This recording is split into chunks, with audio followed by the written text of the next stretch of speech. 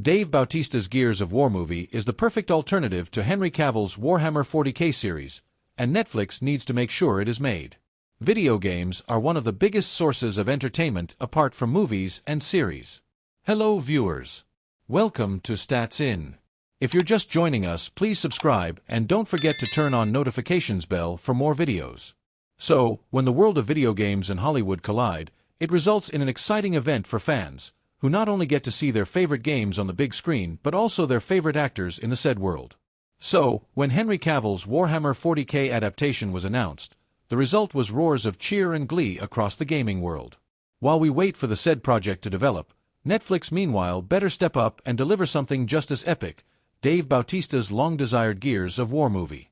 Henry Cavill's Warhammer 40K project has been in development for some while now, and fans have been eagerly waiting for some hopeful updates. While fans await news of the series, video game fans need to focus their attention on another potential adaptation, Gears of War.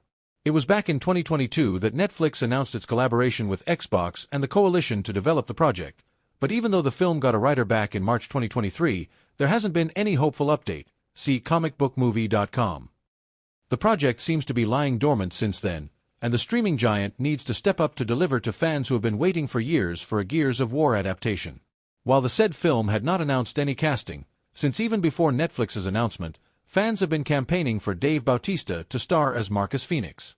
Even the former wrestler himself has been campaigning for the lead role, and in a recent interview with Comic Book asked fans to start a petition to help the film get going.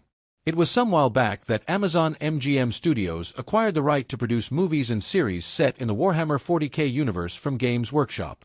Subsequently, a series starring Henry Cavill was announced, who has been a longtime fan of the video game. However, as updates go, we do not know how the series has been moving on. But recently, Games Workshop published their half-year report in January, expressing their confidence in the Cavill Star project, stating that they are more confident in bringing the worlds of Warhammer to the screen like never seen before. It seems that their creative direction with Amazon seems to be working out just fine.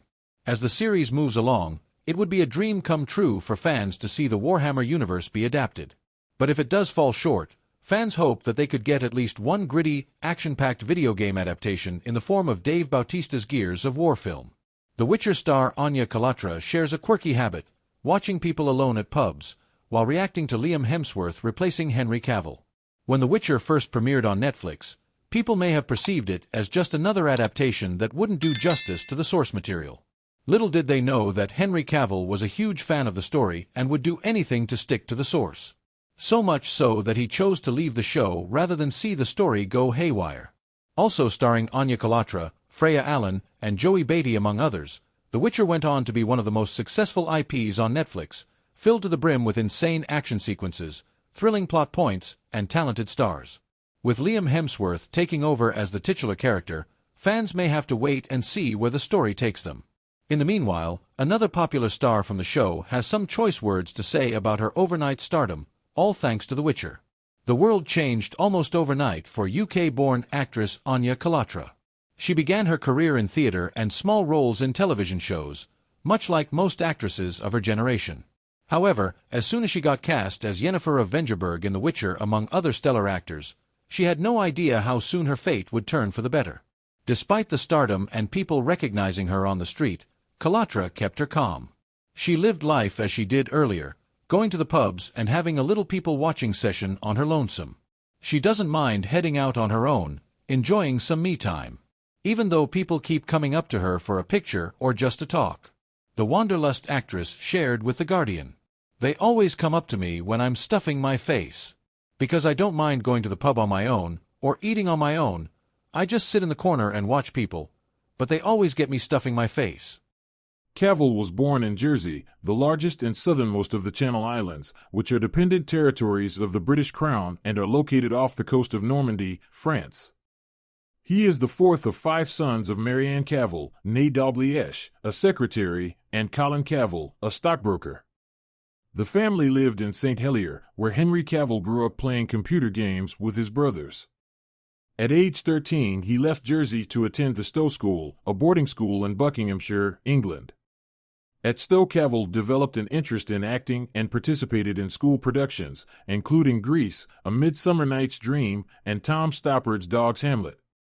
At age 16, he and his classmates had the opportunity to be extras in the movie Proof of Life, 2000, starring Russell Crowe. While on set, Cavill introduced himself to the recent Oscar winner, who encouraged him to pursue acting professionally.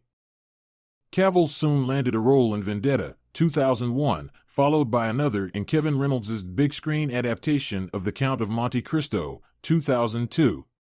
For the part of Albert Mandigo, Cavill, who has said that he was teased for being overweight as a kid, was encouraged to lose several pounds. In addition, Cavill had guest roles in a number of British television shows as well as supporting parts in the coming-of-age film I Capture the Castle, 2003, and an adaptation of the Celtic romance Tristan plus Isolde, 2006. During this period, Cavill auditioned for several iconic roles, including Superman and James Bond, which ultimately went to Brandon Routh in Superman Returns and Daniel Craig in Casino Royale, both 2006, respectively. Those setbacks led him to consider following in the footsteps of two of his elder brothers and joining the armed forces. In 2007, however, Cavill garnered his first leading role in The Tudors, a cable series following the exploits of Henry VIII, played by Irish actor Jonathan Rhys-Meyers. Cavill portrayed Charles Brandon, a loyal courtier to the king. The series helped make Cavill a familiar face, and during its 4 seasons, 2007 to 10, he also appeared in such films as the adventure fantasy Stardust, 2007, and the Woody Allen comedy Whatever Works, 2009. After The Tudors, Cavill proved his skill as an action star, playing Greek hero Theseus in Immortals, 2011, and the son of a CIA agent, played by Bruce Willis, in The Cold Light of Day, 2012.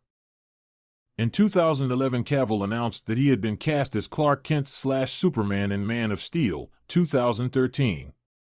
He later admitted that he had missed the call from director Zack Snyder offering him the job because he had been playing the online game World of Warcraft. To portray the Man of Steel, Cavill transformed his body, adding so much muscle that he sometimes split the seams of his Superman costume.